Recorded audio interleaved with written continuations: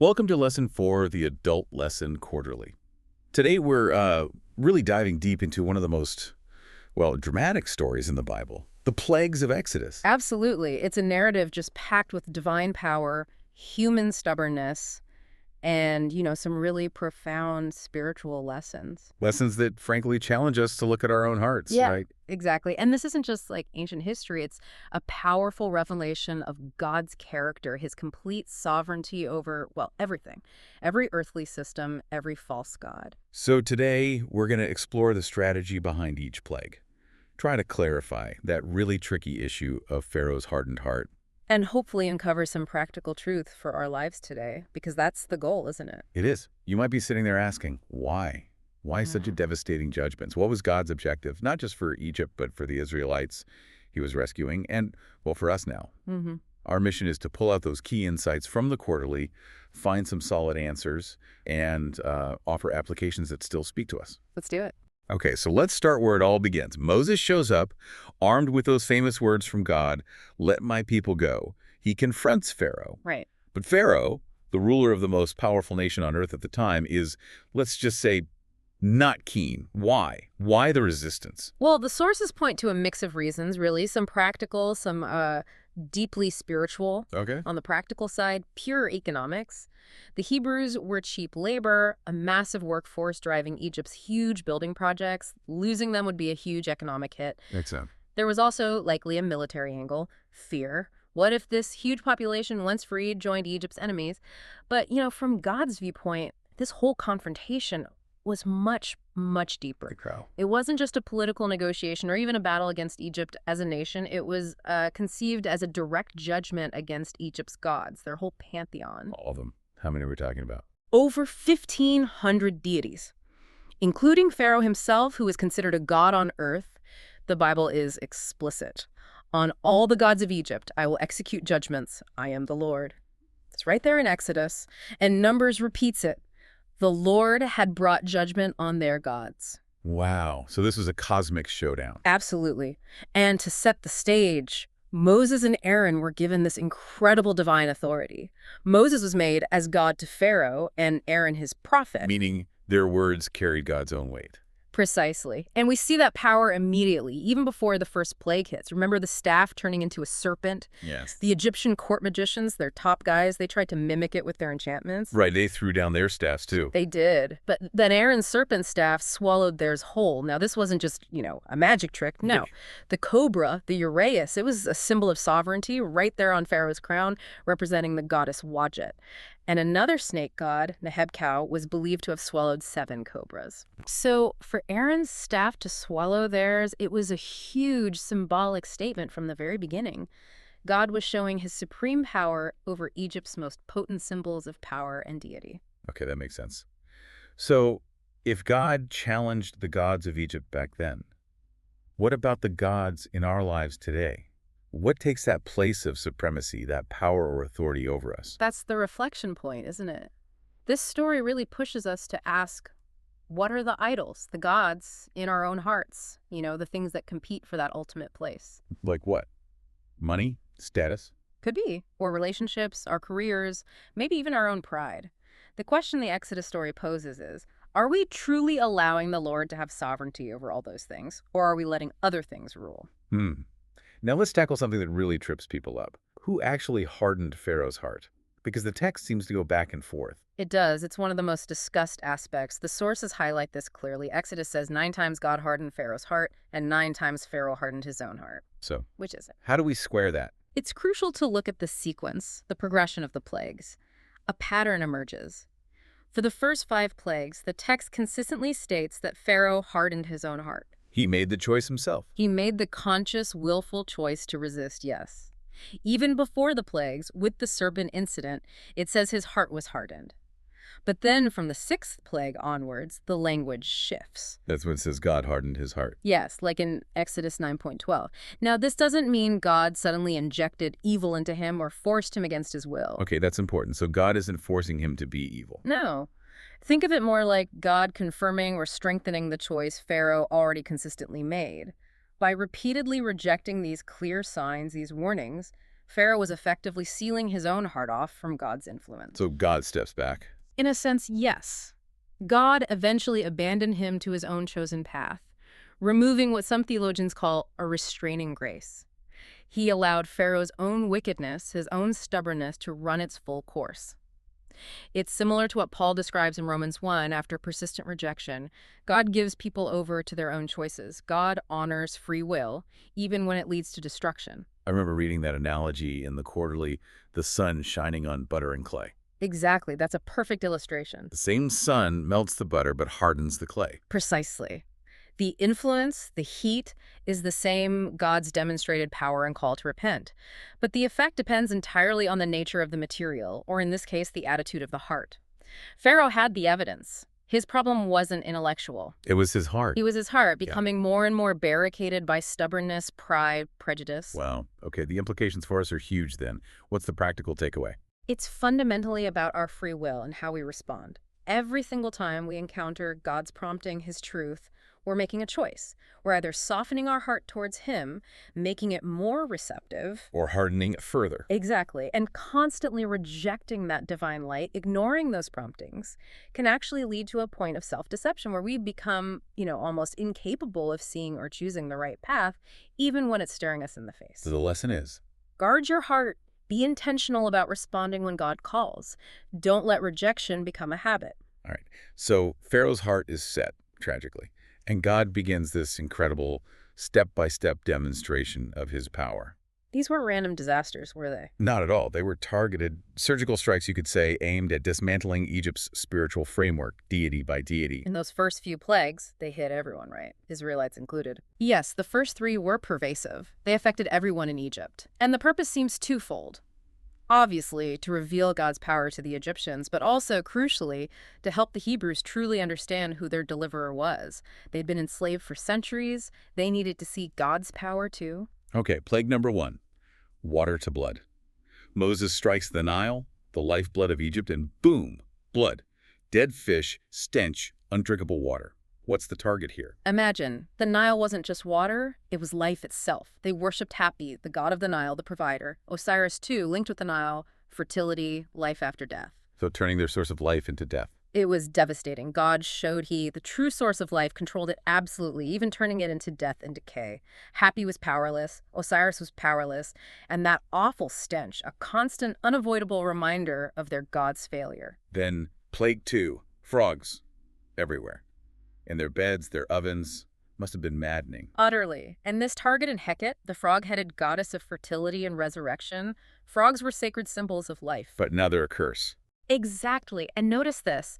The Egyptian magicians could make more frogs, seemingly matching the miracle initially, but they were completely unable to get rid of them. Only Moses could do that. Right. Pharaoh actually had to humble himself and ask Moses to pray for their removal, and Moses says, okay, tell me when. Pharaoh picks a time, and exactly then, the frogs die. It underscored who was really in control. Powerful. Okay, plague 3, lice. Gnats. What was that? Tiny, biting insects swarming from the dust. The Hebrew word is a bit uncertain. Could be lice, gnats, maybe even ticks, but they came from the dust of the earth. Targeting. Gib, the god of the earth. And this is a key moment, because here the magicians hit a wall, they tried their enchantments. And nothing. Nothing. They couldn't replicate it, and they had to go to Pharaoh and admit this is the finger of God. They recognized a power beyond their own tricks, beyond their own deities. A divine power. But Pharaoh still didn't listen. His heart remained hard, the text says, even with his own experts telling him this was God. So these first 3 plagues, they really hammer home God's power over the core elements of Egyptian life and worship the river, fertility, the earth itself. He's communicating in terms they absolutely couldn't miss, isn't he? He absolutely is. He's speaking their language, challenging their deepest held beliefs, and systematically showing the utter powerlessness of their gods. It wasn't just about raw power, it was about revealing truth. Okay, so after these initial pervasive plagues, something changes. A line is drawn in the sand, so to speak. Yes, a critical distinction emerges. From plague 4 onwards, God specifically protects the Israelites in the land of Goshen. They are spared the afflictions hitting the rest of Egypt. Making the source of the plagues even clearer. Undeniably. It shows God's specific care for his people and his deliberate judgment on Egypt. And the plagues themselves escalate in severity.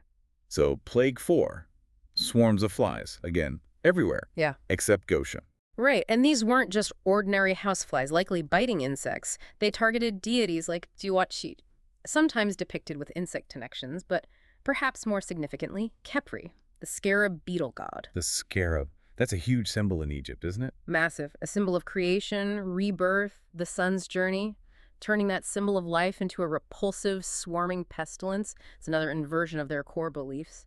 God is demonstrating, as he says, I am the Lord in the midst of the land. I make distinctions. And this is where Pharaoh starts trying to negotiate, right? Yes, he starts bargaining. Okay, worship your God, but do it here in Egypt. But Moses refuses. Absolutely. Moses points out, quite practically, that sacrificing animals the Egyptians held sacred right in front of them would probably get them stoned. But more importantly, God's instruction was specific.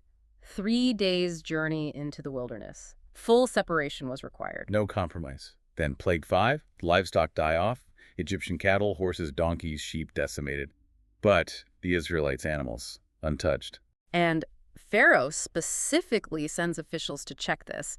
He verifies the distinction himself. This was a massive blow.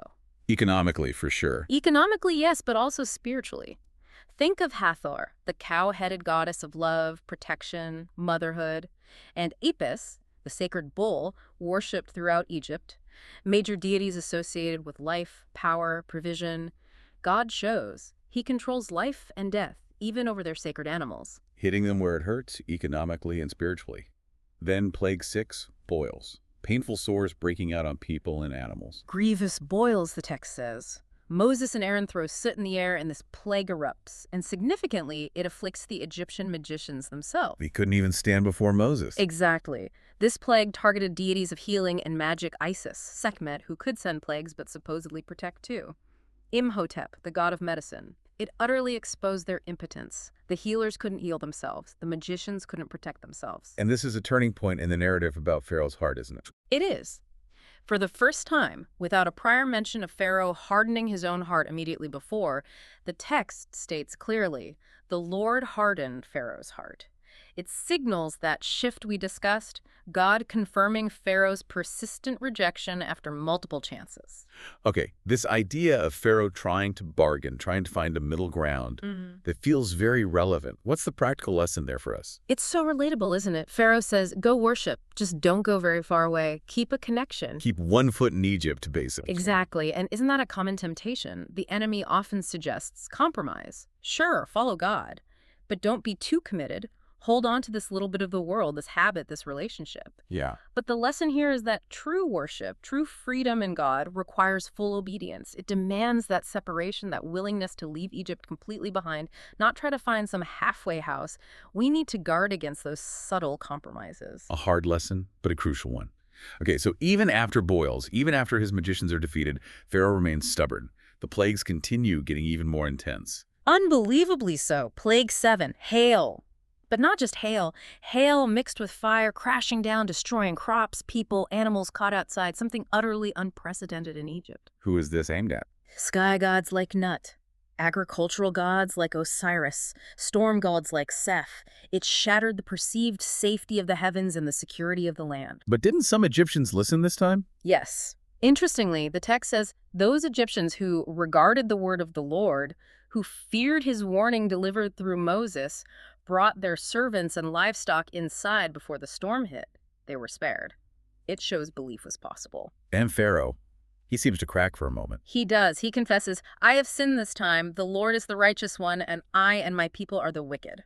Sounds good, right? Sounds like repentance. But as soon as Moses stops the hail, Pharaoh hardens his heart again. It was a temporary, pressure-induced confession, a foxhole conversion, not genuine change. Wow. Okay, Plague 8.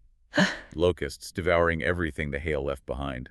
Utter devastation, a thick swarm covering the land, eating every last green thing. By this point, even Pharaoh's own officials are begging him, don't you understand? Egypt is destroyed. Let them go. But he still tries to bargain. He does. Another compromise. Okay, the men can go, but leave the women, children, and flocks. He's still trying to maintain control to lessen the cost. This targeted agricultural gods again, gods of the atmosphere like Shu, maybe even Serapis. And Moses' response. Firm refusal. Not a hoof shall be left behind. Everything belongs to God. Everything is needed for worship. All the people, all the flocks. No negotiation on God's terms. Incredible steadfastness, which leads to plague 9, darkness. 3 days of thick, oppressive darkness over all of Egypt. A darkness so profound, the text says it could be felt. People couldn't see each other, they couldn't move from their places. But the Israelites, Had light in their dwellings. Another stark, undeniable distinction. who is the target here? This seems obvious. Ra, the sun god, the chief deity of the Egyptian pantheon, plunging his domain into impenetrable darkness was the ultimate demonstration of his powerlessness. It also hit Thoth, the moon god. It showed the god of the Hebrews controlled light and darkness itself. And this darkness, it wasn't just judgment, was it? Many see it also as an act of, perhaps, compassion, a final pause. 3 days of terrifying isolation, forcing introspection, giving one last chance for reflection and repentance before the final dreadful plague. But Pharaoh, one last bargain. One last attempt. Go, serve the Lord, only let your flocks and your herds remain. Still trying to hold something back. And Moses. Absolutely not. And his refusal, thou hast spoken well, I will see thy face again no more, finally pushes Pharaoh over the edge into uncontrolled rage, threatening Moses with death if he ever appears before him again. The dialogue is over. What a tragic trajectory. It really brings that proverb to mind. Pride goes before destruction, and a haughty spirit before a fall. It's a textbook example, isn't it? No matter how overwhelming the evidence, no matter how clear God's power, a heart locked in pride and stubbornness will resist. It shows that God gives chance after chance, but ultimately, he honors our choices. He respects our free will, even when it leads down that path. Yes, whether that persistent choice is towards yielding or towards rebellion. Phew. What a journey through these plagues. It's crystal clear these weren't just random angry outbursts from God. Not at all. They were strategically targeted judgments against the false gods of Egypt, meticulously designed to prove God's absolute supremacy. And of course, to liberate his people, physically from slavery, but also spiritually from the influence of those Egyptian deities. And really, the heart of the matter, the core lesson that resonates through it all, is Pharaoh's heart. Understanding that dynamic, how God gave opportunities, but Pharaoh's own choices, his refusal to yield to truth, led to that hardening. It's such a powerful reminder about our own hearts, isn't it? How our continuous response to God's nudges, his truth, his grace, it actively shapes us. It really does. Are we like that butter, softening under his influence? Or are we like the clay, hardening with resistance? So as we wrap up, think about your own heart. Do you feel it's more like soft butter right now, ready to yield to God's leading? Or maybe, if you're honest, it feels a bit like that hardening clay, resisting truth despite the evidence. And if you sense God speaking to you, prompting you, even in a small way, listen. Please listen. That very nudge is a sign of his grace, his desire to connect with you. Don't ignore it. No, because every step of obedience, however small it feels, makes it easier to open your heart further. It genuinely leads towards a life that's, well, happier, freer, more aligned with his incredible plan for you. So the question left hanging for all of us is, what choice will you make today when God calls? Will you let his love and truth soften your heart? Or will repeated resistance allow it to harden even more? That's something profound to consider as we go from here.